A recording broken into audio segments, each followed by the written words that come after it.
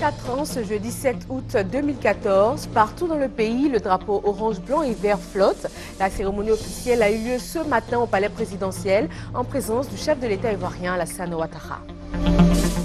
3000 prisonniers vont bénéficier de la grâce présidentielle. Annonce faite hier au terme du Conseil des ministres, le dernier avant les vacances gouvernementales. Il a été présidé par le chef de l'État ivoirien. L'affaire Pistorius continue de susciter bien des passions. Le procès du champion paralympique sud-africain a repris à Pretoria ce jeudi avec le réquisitoire du procureur.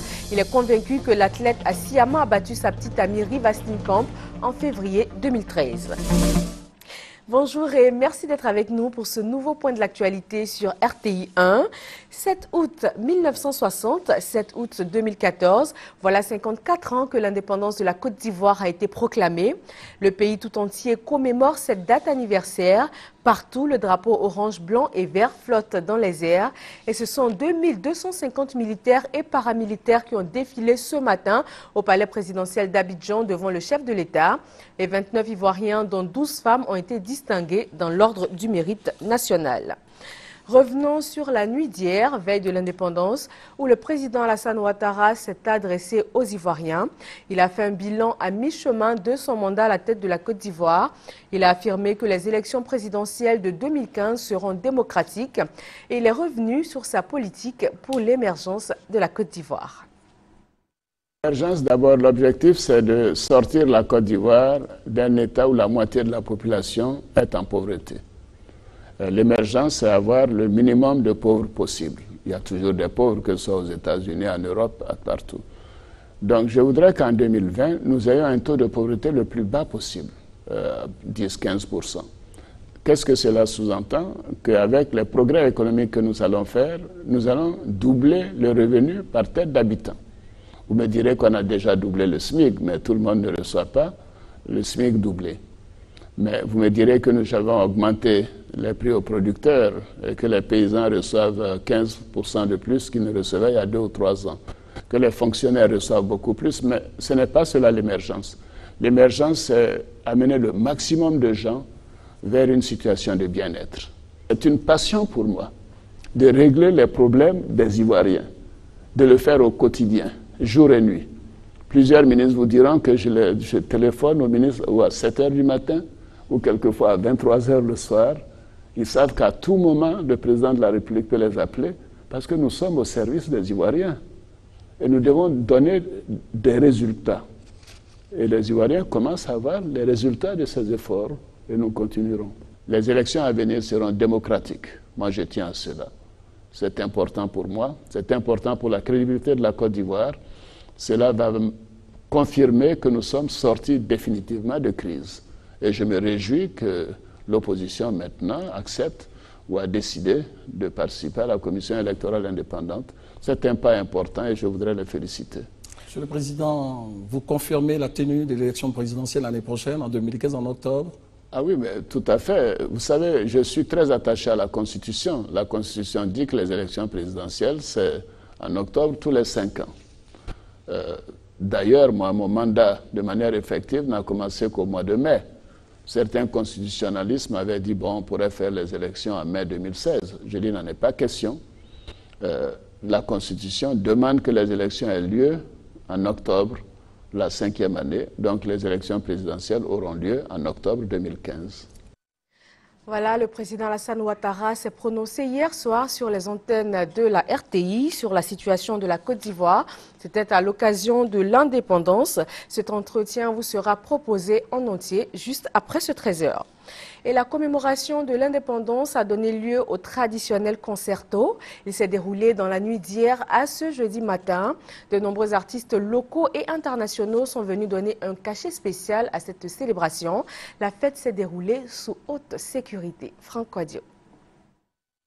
Boulevard de Marseille, il est 21h16. Derrière le podium affrété par le district d'Abidjan pour le concerto, les bacs à canon pour le feu d'artifice sont déjà disposés. Un peu plus loin, la police filtre l'entrée des véhicules.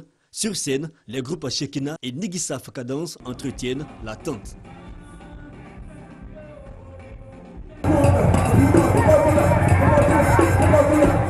public arrive à un rythme lent et régulier. C'est que le dispositif de filtrage des forces de sécurité a pris de court les petits larcins. 3 postes de contrôle, mais on ne se plaint pas. On espère bien s'amuser, surtout que cette année, le thème s'articule autour de la paix et la cohésion sociale. Moi, je suis venu même pour la fête de l'indépendance de la Côte d'Ivoire.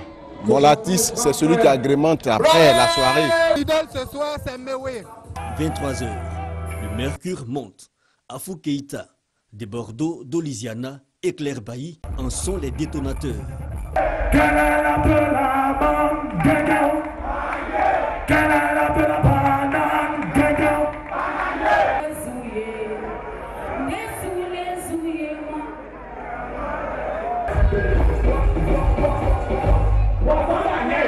À presque minuit, arrivée de l'invité surprise, Sengila le Rossignol, heureux d'être là. Chaque fois que je viens ici, j'ai l'impression de compter même pour les habitants de ce pays. Donc je leur suis infiniment reconnaissant. Le décor planté place à l'hymne national, un moment plein de sens.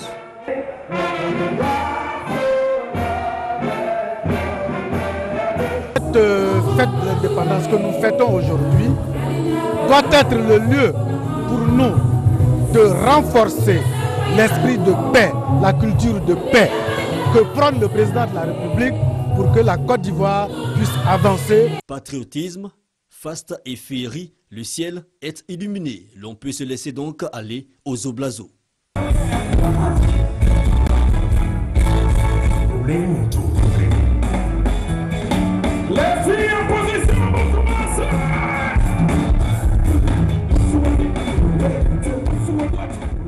Dans le domaine de la mode, on se souvient des années 60. C'est le retour en force de la mode vestimentaire de cette époque.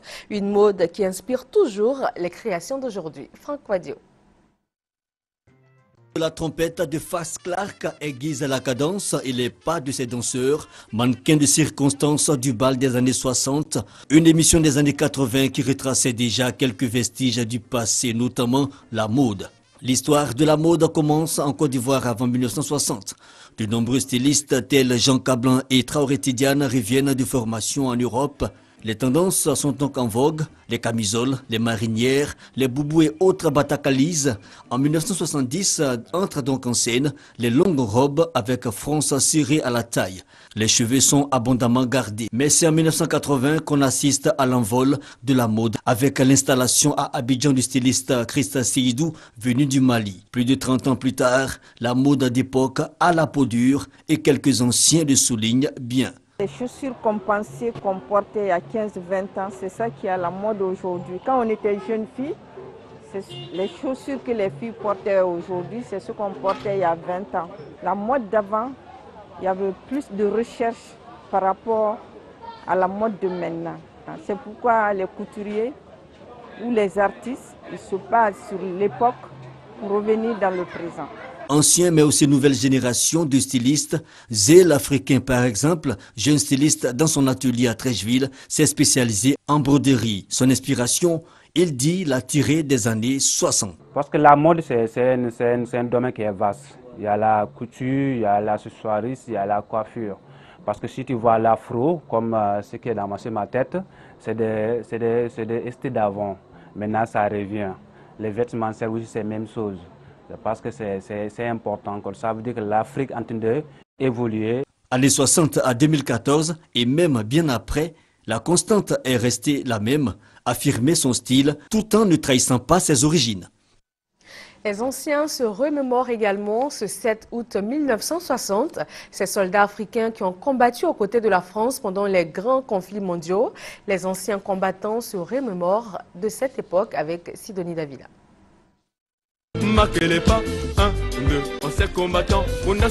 Laissons l'artiste et parlons des anciens combattants ivoiriens. Pour eux, le 7 août est un moment particulier. C'est le temps du souvenir.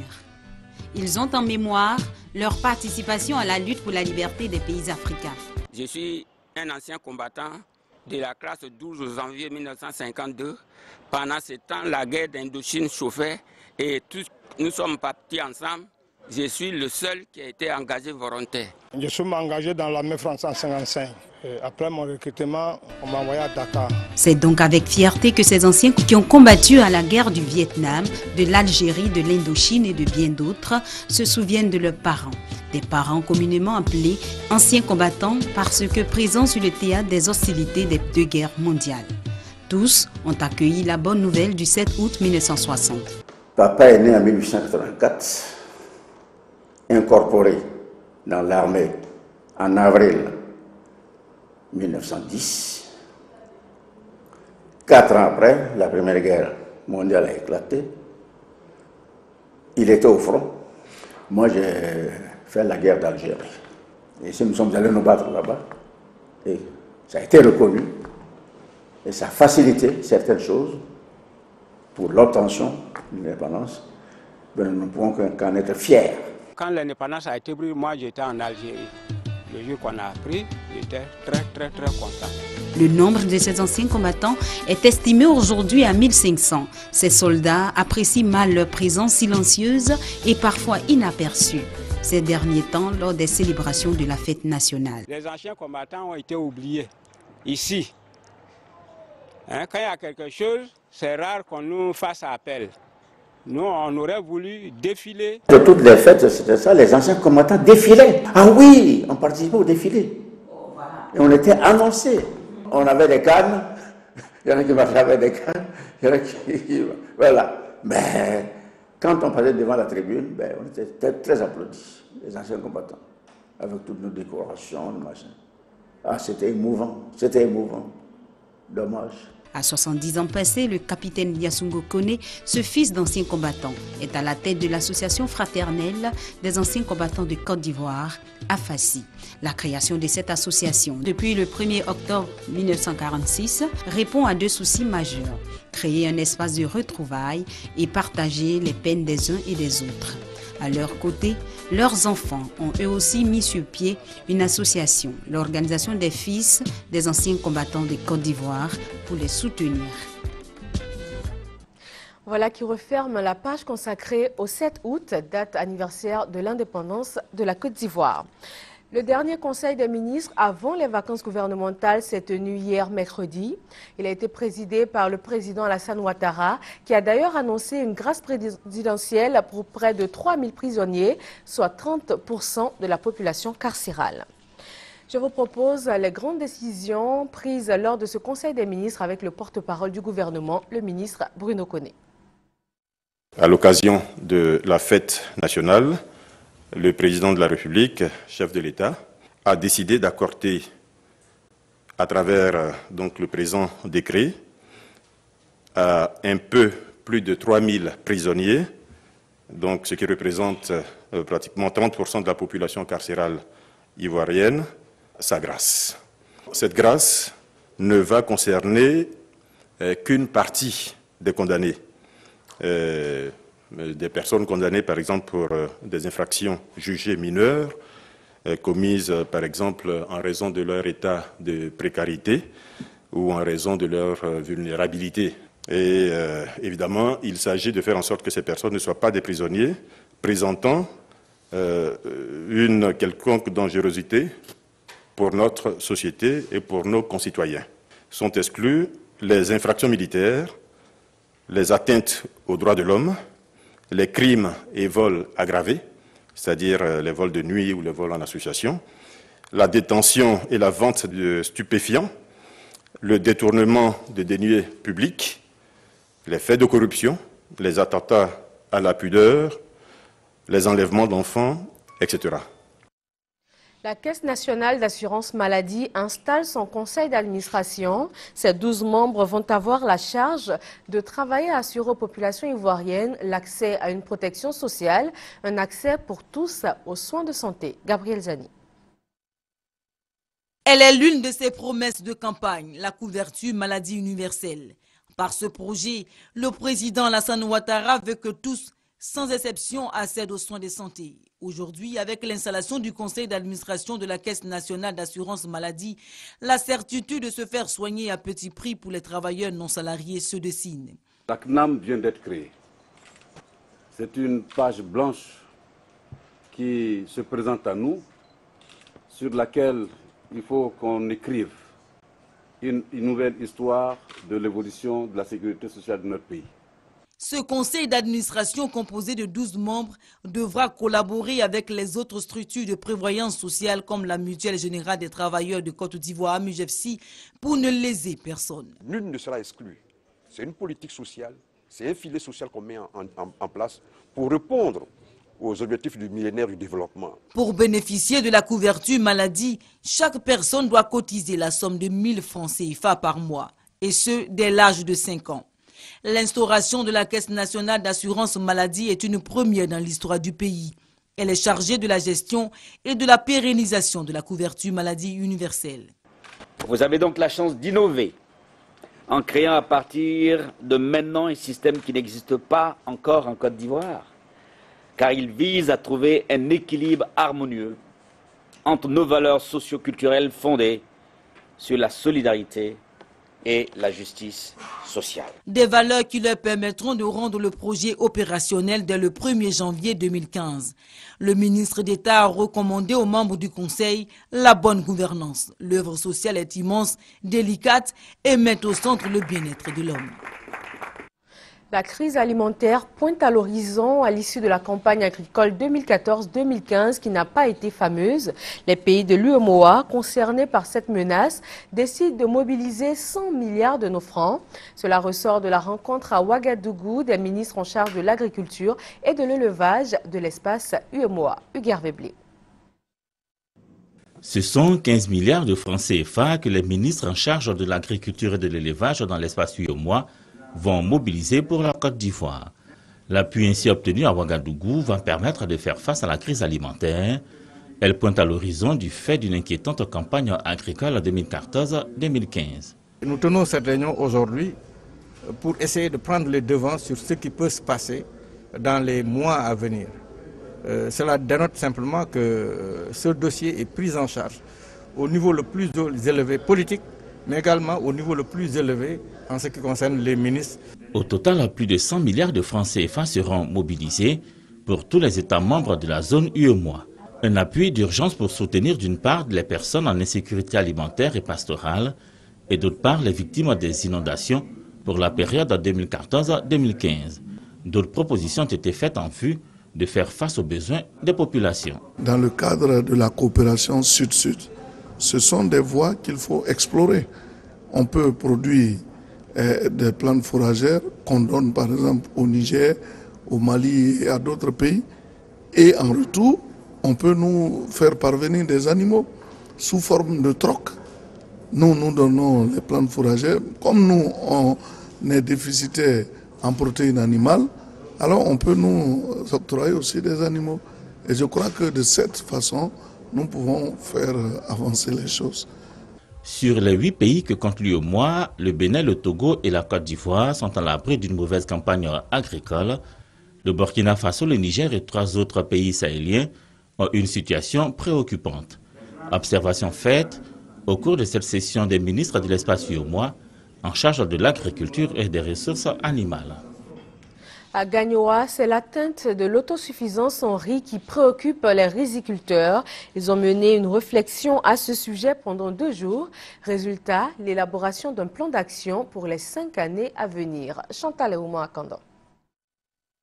Les acteurs et les professionnels de la filière riz se sont accordés sur la nécessité d'apporter une réponse à la problématique de l'autosuffisance en riz de la Côte d'Ivoire.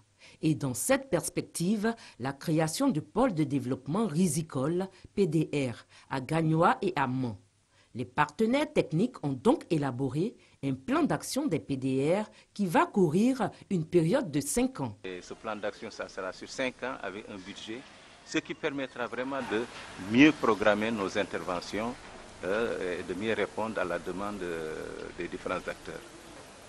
Les chercheurs, on a trop longtemps travaillé entre nous, on dit la même chose, on se répète et les problèmes demeurent au niveau de la riziculture. On s'est dit que pour une fois, il faut attaquer le mal à sa racine. Les recherches qui ont été d'être faites par le CNRA, cela permet aussi à nous de mettre ça à la disposition vraiment des paysans pour voir qu'ils produisent vraiment mieux. Le CNRA, la NADER, Africa Rice et d'autres structures techniques apportent leur appui aux partenaires des pôles de développement. L'enjeu est d'atteindre à l'horizon 2020 l'autosuffisance en riz de la Côte d'Ivoire, grâce aux innovations technologiques dans le secteur agricole. Pour rappel, l'État dépense chaque année un peu plus de 230 milliards de francs CFA pour importer du riz en réponse à une consommation annuelle d'1 million de tonnes. La jeunesse de Danané, dans l'ouest de la Côte d'Ivoire, se réunit au sein de l'association Nouvelle Génération. Ces jeunes veulent prendre part au développement de leur pays. Jérôme Kouakou, Thérèse Yoboué. La conférence publique de Danané aura permis aux jeunes réunis au sein de la Nouvelle Génération d'acquérir des connaissances utiles pour le futur. Le jeune qui est le futur et le présent doit s'approprier s'appuyer sur la tradition, donc la culture, pour insuffler, n'est-ce pas, le développement. Je demande que la tradition soit le socle, à partir duquel on acquiert autre chose et qu'on modifie pour améliorer. Alors on parle de développement. Selon les conférenciers, le développement ne saurait occulter les valeurs ancestrales qui constituent l'identité des peuples. Et pourtant, les cultures anciennes tendent à disparaître au profit d'une civilisation moderne. La jeunesse a donc été invitée à jouer un rôle prépondérant pour un développement harmonieux et durable dans la société. Pour un avenir meilleur à Danané, les jeunes ont pris l'engagement de s'impliquer dans le développement durable, chose qui doit prendre en compte la diversité des valeurs culturelles et ancestrales de la Côte d'Ivoire. Danané est un département partagé entre tradition et modernité.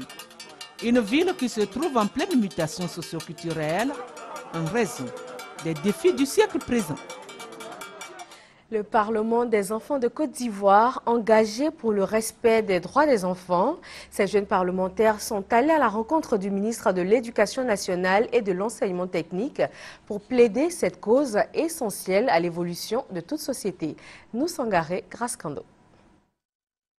Après l'Assemblée nationale, c'est au tour du ministère de l'Éducation nationale et de l'enseignement technique de recevoir le Parlement des enfants de Côte d'Ivoire. Venus de plusieurs régions, ces enfants parlementaires, avec à leur tête Grace Lata Kafou, ont demandé le soutien du ministre de l'Éducation nationale et de l'enseignement technique dans la lourde tâche qui leur est assignée.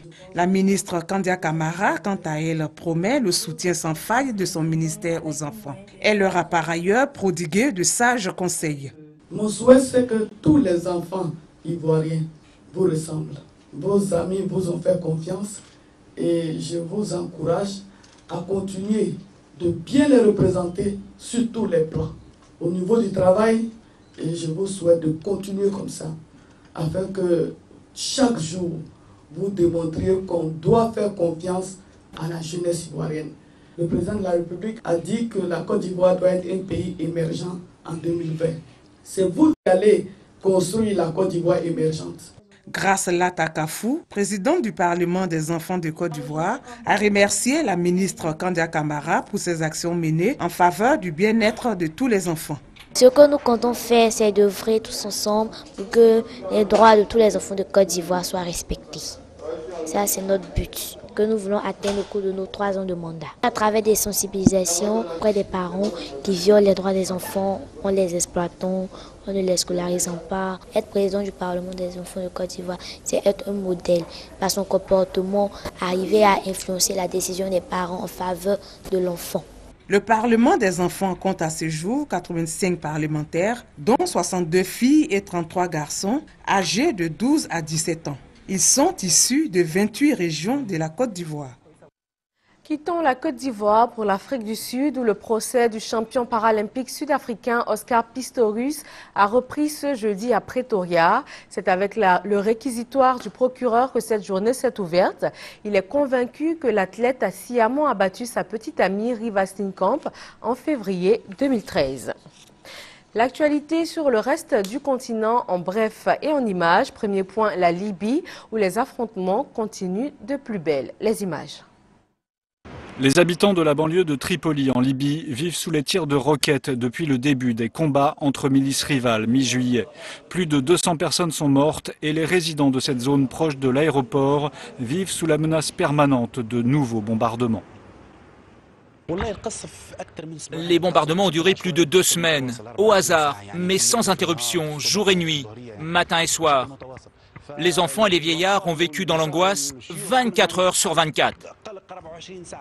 Selon l'agence soudanaise Souna, 18 ressortissants soudanais ont été tués par un tir de roquette près de l'endroit où ils résidaient. 20 Congolais accusés de complot en vue d'assassiner le président Kabila comparaissent depuis lundi devant un tribunal de Pretoria. Ils plaident non coupables. Selon l'accusation, ils auraient rassemblé des armes et des munitions avant de partir dans un camp d'entraînement dans le nord de l'Afrique du Sud. Ils ont été interpellés en février 2013 grâce au travail d'un policier sud-africain infiltré à leur côté. Et sur la base d'une loi, la loi dite d'assistance militaire étrangère, qui permet d'encourager des gens à préparer des actions telles que des coups d'État dans le but de les arrêter. Un de leurs avocats conteste la constitutionnalité de cette loi. Il a déposé un recours. Nous pensons que cette loi qui, entre autres choses, encourage le renversement de gouvernements ou permet de réunir des gens en vue de renverser un gouvernement est contraire à nos impératifs constitutionnels. Le recours a été rejeté mardi par le tribunal.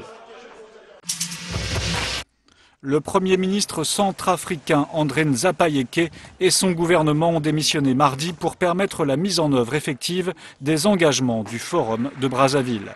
Le 23 juillet dernier, les différentes composantes de la société centrafricaine ainsi que les chefs de guerre s'étaient mis d'accord sur les conditions d'un cessez-le-feu, notamment le réaménagement du gouvernement dans un esprit de réconciliation nationale. Le premier sommet États-Unis-Afrique a duré 3 jours à Washington. Barack Obama et près de 50 chefs d'État et de gouvernement du continent ont évoqué leur coopération économique, sécuritaire et le respect de la bonne gouvernance. Mais un sujet s'est imposé pendant ce sommet, le virus Ebola qui a fait à ce jour plus de 900 morts en Afrique de l'Ouest. Washington, 3e jour du sommet États-Unis-Afrique et le virus Ebola est dans tous les esprits.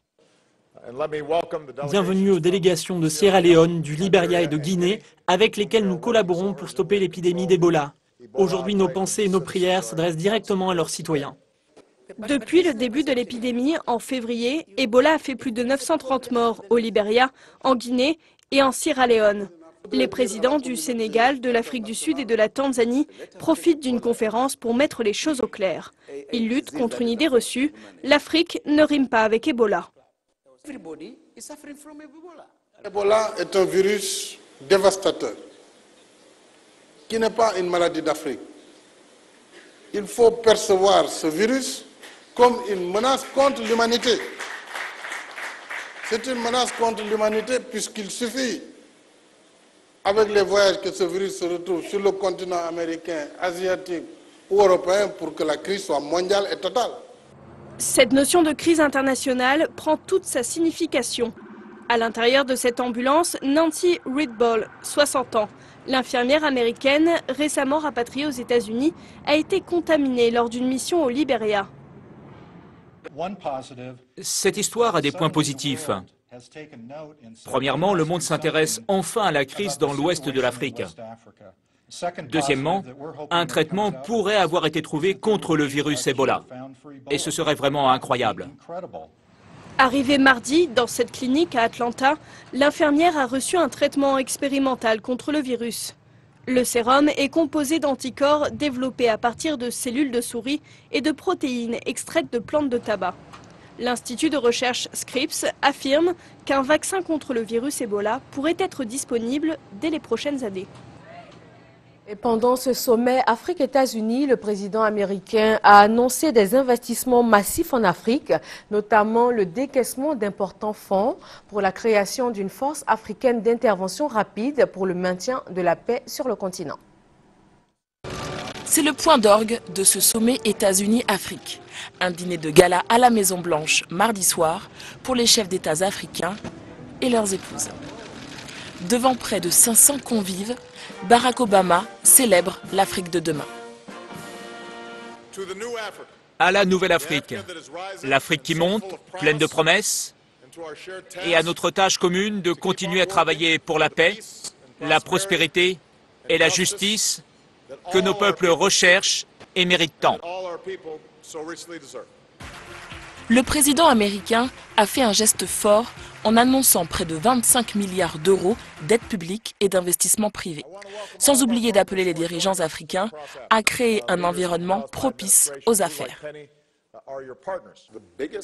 La plus grande chose dont l'Afrique aura besoin, ce sont des lois, des règlements et des structures qui valorisent les individus au lieu d'être simplement destinés à contrôler ou maintenir le pouvoir de ceux qui sont au sommet. Avec cette enveloppe conséquente, Washington espère se maintenir dans la course aux investissements face à l'Europe et à la Chine. Les États-Unis restent le plus grand investisseur direct en Afrique, plus grand que l'Union européenne et plus grand que la Chine. Bien sûr, la Chine évolue plus rapidement que les États-Unis, mais elle ne les a pas encore rattrapés. Le président ghanéen a d'ores et déjà signé un accord de coopération dans le domaine de l'énergie. Lors de rencontres bilatérales, les questions politiques ont aussi été abordées. Le secrétaire d'État américain John Kerry a exhorté le président sud-soudanais Salva Kiir à régler rapidement le conflit qui mine son pays. Rappelons pour finir que ce 7 août 2014 marque la 54e année d'indépendance de la Côte d'Ivoire. Partout, le drapeau orange, blanc et vert flotte dans les airs. Ce sont 2250 militaires et paramilitaires qui ont défilé ce matin au palais présidentiel d'Abidjan devant le chef de l'État. 29 Ivoiriens, dont 12 femmes, ont été distingués dans l'ordre du mérite national. Et voilà qui met fin à ce 13h. Merci d'être resté avec nous. Très bonne fête d'indépendance à vous sur RTI 1.